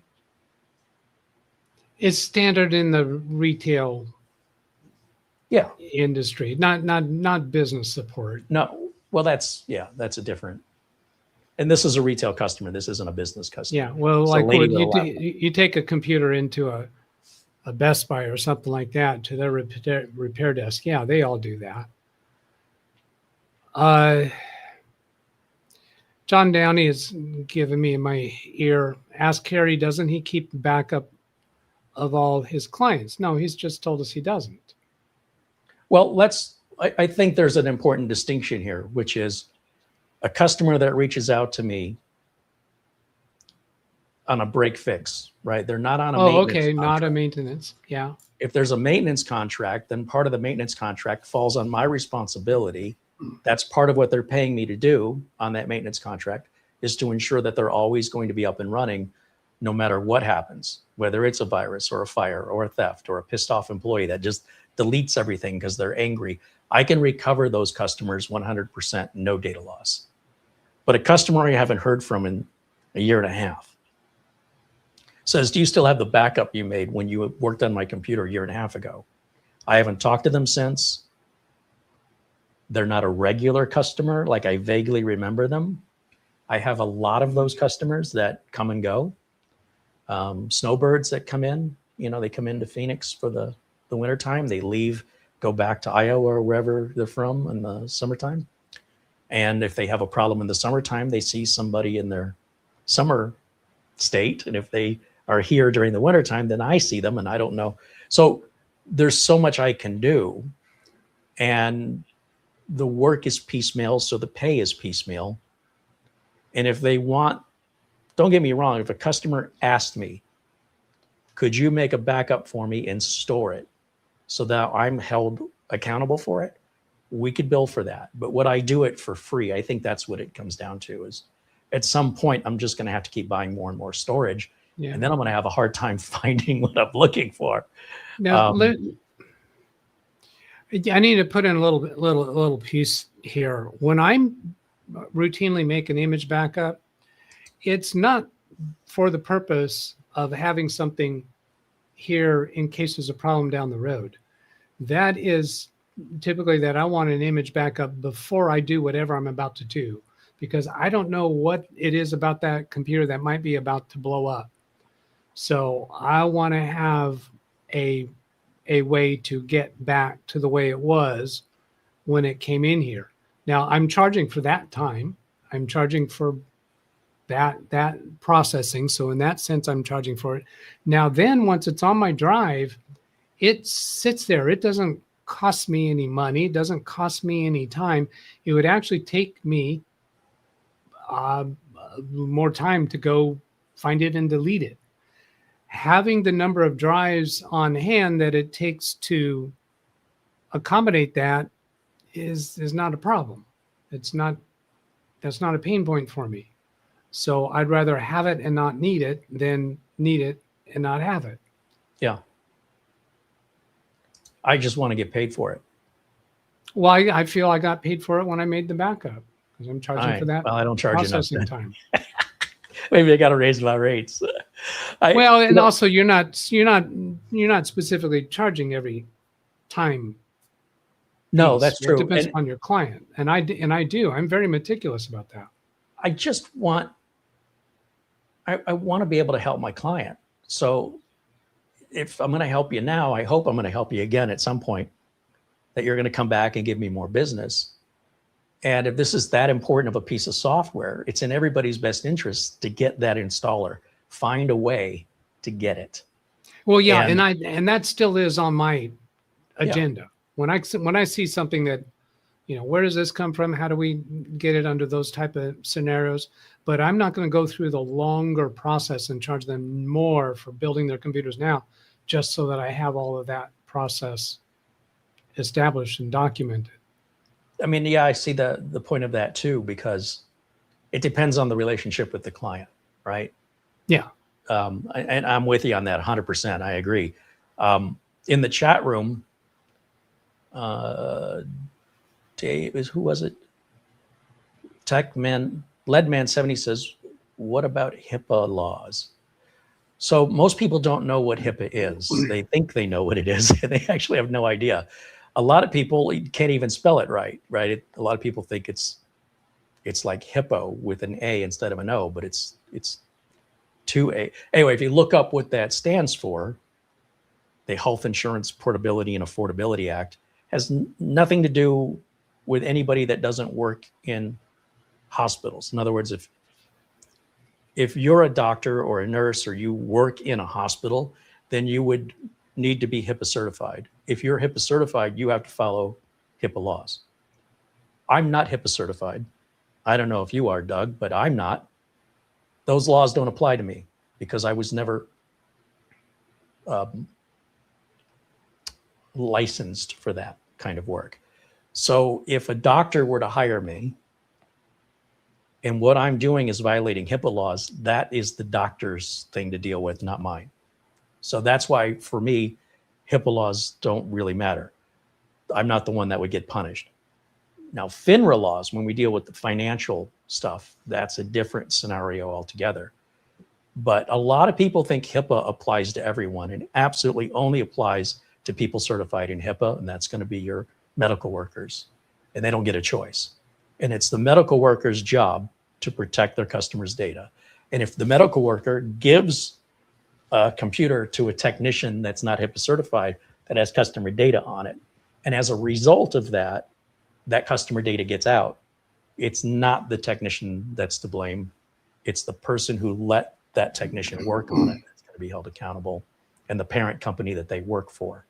So hopefully that I didn't make it any more confusing. But that's how that works. Now, speaking of drivers, you had a great show, not that you don't normally, but just recently on Saturday, I kind of got at it late because that's one where I would have been typing in. Customer had to reinstall Windows, and after doing so, they couldn't get their Bluetooth speaker to work. And I love shows like this where you show the actual work. You're on Zoom with them. You're asking them all these questions to understand, where were we? How did we get here? Can you demonstrate the problem? I'm eating all this up because this is the real world. This is what it's really like. Listen to the way the customer answers the questions. And in my experience, I find that these are usually really simple solutions. Like this, you just have to start at the very basics. And watching how you got there, brilliant. Kudos. If you guys haven't seen it and you want to watch a proper tech diagnostic where you start with nothing and you have very limited volunteered information from the customer, watch how Doug weaves his way around figuring out how to get out of this maze. And it turns out, the spoiler alert, is it was a very simple solution. Is that fair? Well, there's been an update on that one. Oh, whoa. I spoke too soon. This is why you don't do videos live. The simple solution Carey refers to was to just use a USB Bluetooth adapter. But I've received an email from them since then. The subject line says, "Happy dance, awesome news." And I somebody may have noticed a smile across my lips when you made a comment about it turns out to be simple. He says, "Hi, Doug, you are never going to believe what happened. Maggie did a CC cleaner I know she's pronouncing it as CC cleaner, but I believe it's C cleaner, right? Correct. They said you have some outdated drivers, is what C cleaner said. She went to what drivers they were, and one of them said Bluetooth. She went to Bluetooth in the device manager and right-clicked on it. It said update the driver, and it came up with the generic adapter. We tested it, and now I have music from my stereo. Look at that. So the solution was dump the specific driver for that adapter and just use the generic Windows driver, and it works. Isn't that crazy? That's simple. We probably could have just right-clicked and uninstall that driver. Or right-clicked and choose update driver. Well, I don't know. An update driver would have, I think it would have said you have the most current. What we need to get back to is the generic driver, not specific to that adapter. Now you used Snappy Driver Installer, which I haven't seen in years. I've never experienced it, and that didn't work. It didn't work? No. Was this an Intel or an AMD system? Don't remember. I'm thinking Well, it was the reason AMD. I'm asking, do you ever use the Intel driver assistant? Yeah. Did you use it? I don't know if you used it on that system. No. No, we didn't. And I knew that was another possible thing. But there was a list of other possible things we could do. Oh, that video was a good 2.5 We were into hour an long. hour. Yeah, we were into overtime already. So it was such a simple fix for a USB Bluetooth. I felt that I had some resistance from them on that. I felt a resistance vibe on doing that. And I don't know if that was real or not. And I wasn't going to question it because, that's a very reasonable solution. Just a $10, $15, whatever it is. But they continued beyond that and ran C Cleaner. Who knew that CCleaner still had some use today? Yeah, but the use was to dump the specific driver. I've seen CCleaner either do nothing or cause problems. So to hear that it actually helps somebody is so... Now, what Unexpected. C Cleaner said is that you have an outdated driver. Yeah. Now, remember, this computer, there were no drivers for Windows 10. So the drivers we installed for it were from designed for previous operating systems. So those would be outdated from the perspective of Windows 10. Gotcha. So C Cleaner is reporting it as outdated driver. Yeah, it was an old operating system, but it was specific for that adapter. So, but it was wrong to use with Windows 10. Generic was worked better. These Bluetooth speakers, printers, they can oftentimes be sometimes the easiest, but most frustrating fixes we deal with, where we're so accustomed to it, you just configure it, plug it in, you're good to go.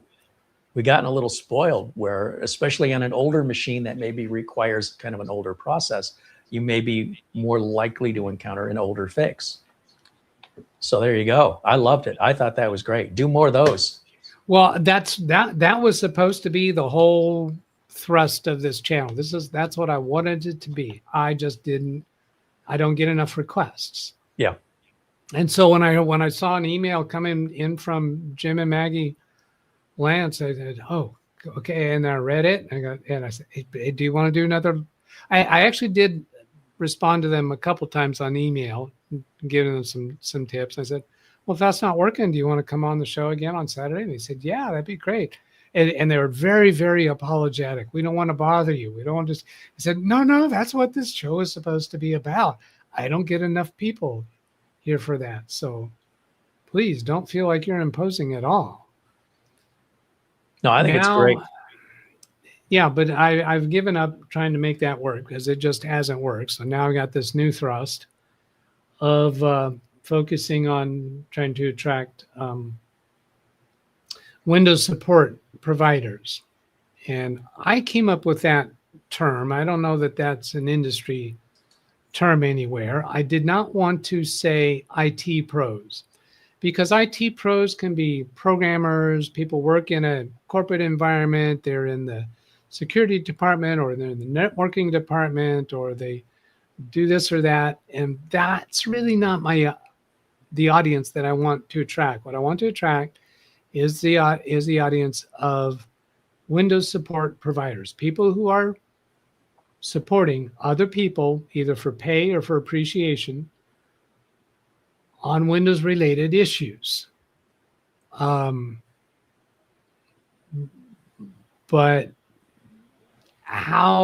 what's it going to be like to actually find that audience? There's several of those in my current audience, but a lot of people in the current audience are not actually in the business or the habit. I don't know if habit's the right word, but they're not called upon a lot to provide support to others, because I want to, show and tell my strategies of how I built my business and how I keep my customers happy. And my strategies are different than other people's strategies. But if I were in a younger place of my business, I'm trying to create the channel that I would get totally hooked on and think I can't miss a single episode, because this is feeding my idea engine and feeding my strategies of how to be more profitable. And and I mean more profitable as it can be where you're charging a subscription fee per computer, the traditional MSP concept, or it can be break fix. I don't like that word because it's not really right. I'm not break fix either. I kind of am MSP. I just charge specifically for the time, but I am managing their computers. Or it could be where you're not charging at all and you're just doing it for the appreciation and you enjoy doing that, but you are known amongst some circle of people who come to you for help with their computers. So you can be more profitable in that too, because when you provide, and this gets into my attitude as a provider, when you are confrontational with that person that you're providing free support to, and you're telling you shouldn't have done this, you should have done such and such, or you should have called me or something, that is a confrontational encounter.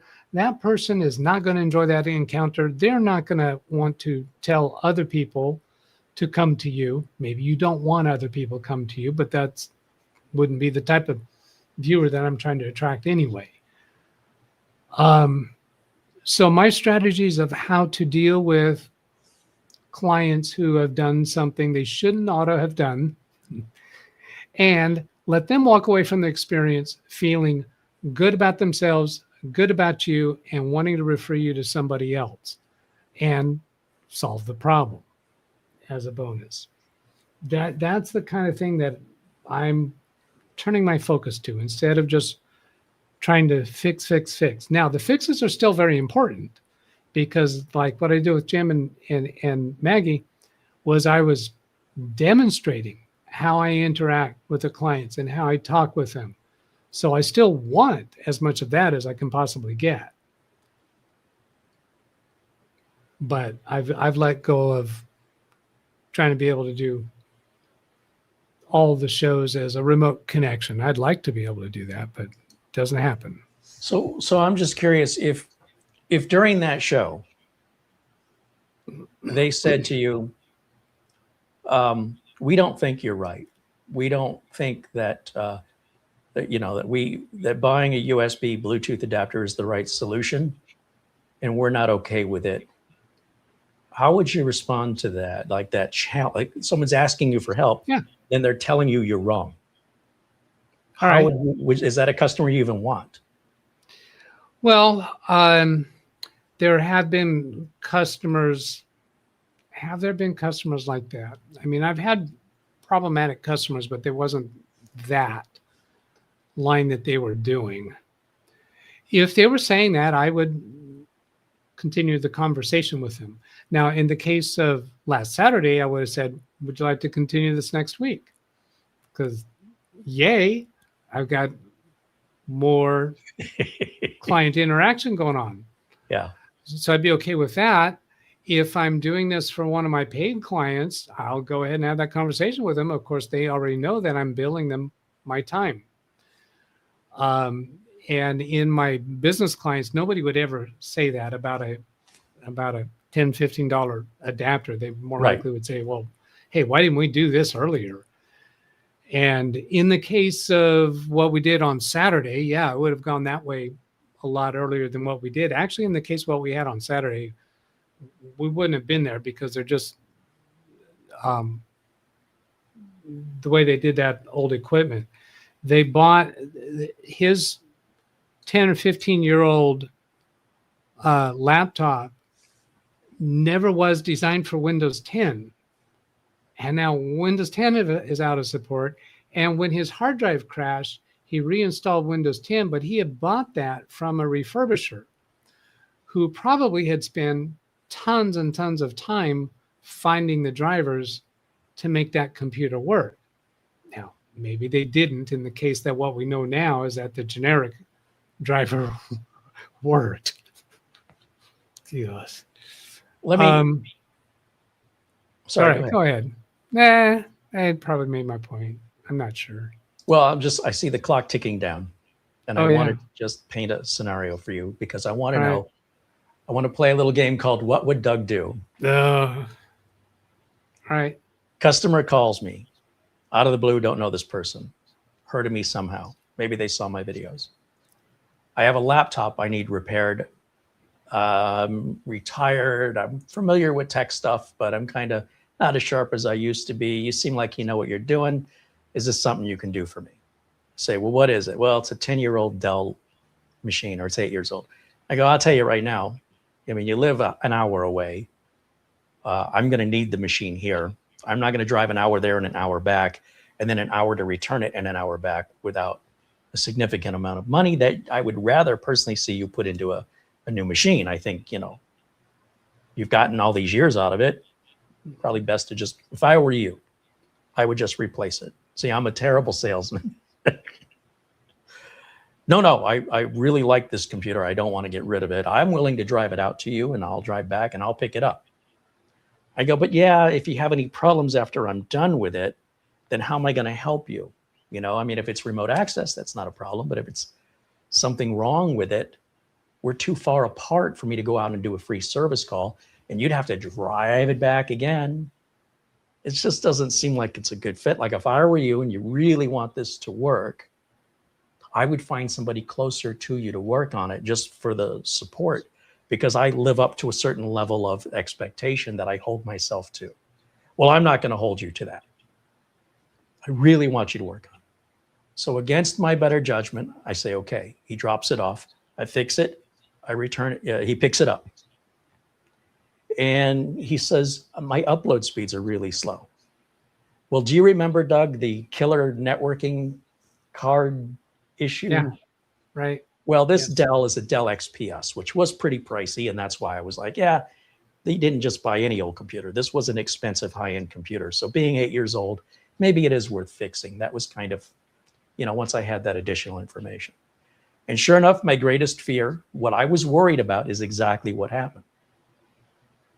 And I said, well, that's weird because I tested it here and everything ran fine. He goes, it runs fine on Wi-Fi. I said, well, then just run it on Wi-Fi. Yeah, but this should work. He's one of these people. I go, well, I understand it should work, but let me do a little research on this. So back and forth, we're talking for 3 or 4 days.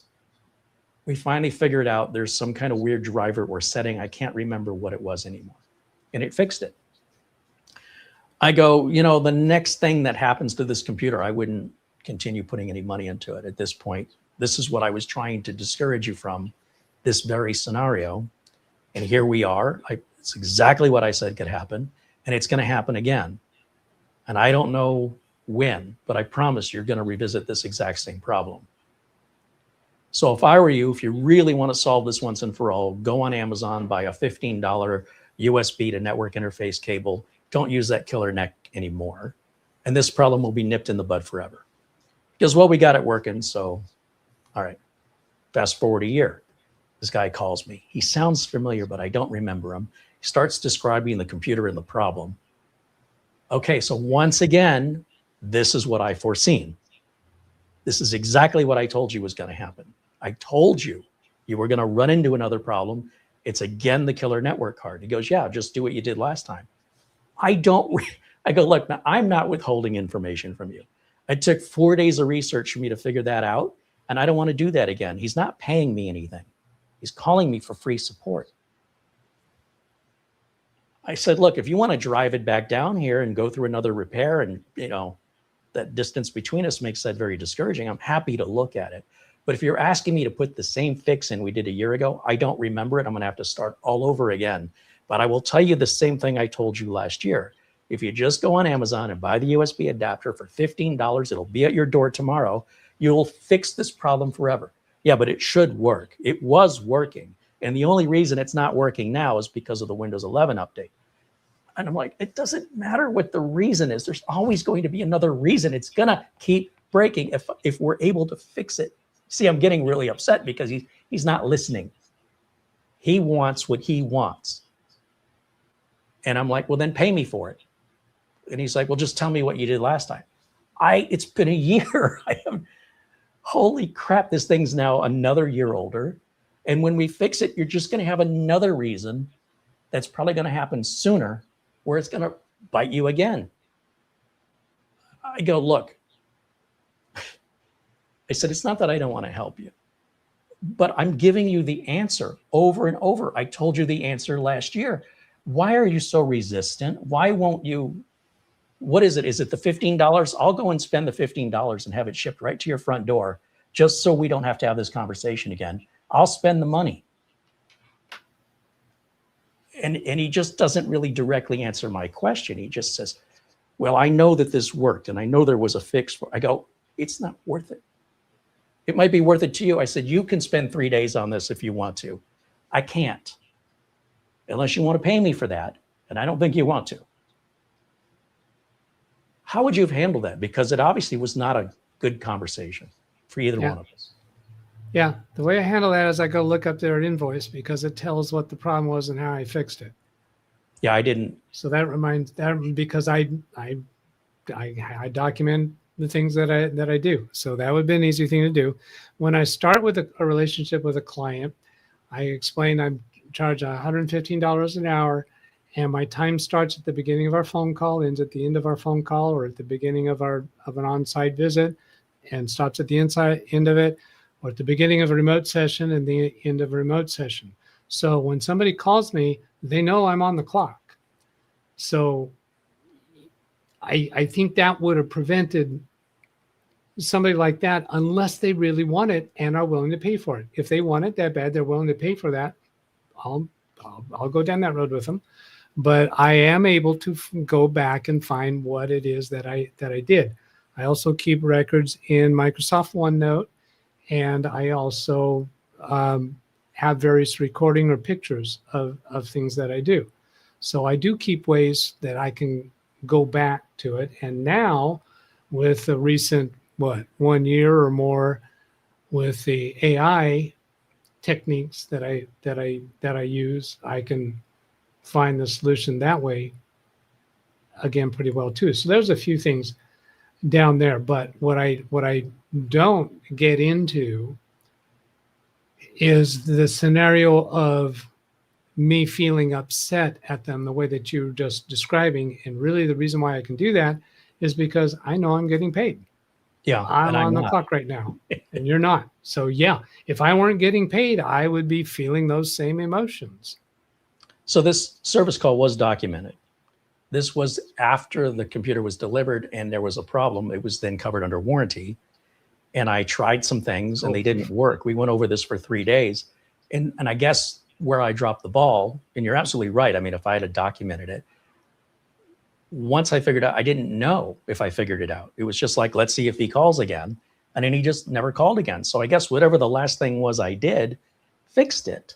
So it never got documented And I figured I'm never going to hear from this guy again because he's just going to buy another computer when this one dies.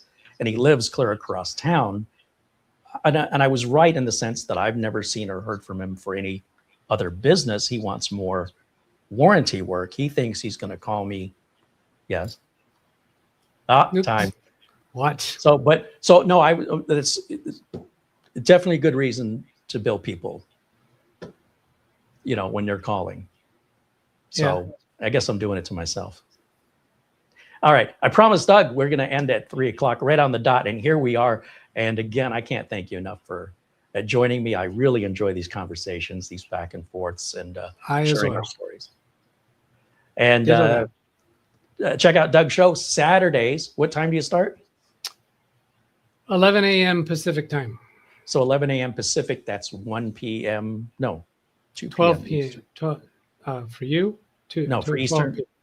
Eastern. 3 hours, 2 p.m. 2 p.m. Eastern. Be sure and check out Doug's show live, just like this, interaction with the audience and real customers. And we'll have a link to Doug's channel in our video description below. And thank you all for watching. Thank you to Mark Gaines for his Amazon gift card in lieu of Super Chat, our friend Buster, and to all of you joining and participating. Thanks for hanging out with us today. We will see you all again very, very soon. And until next time, bye for now. Bye.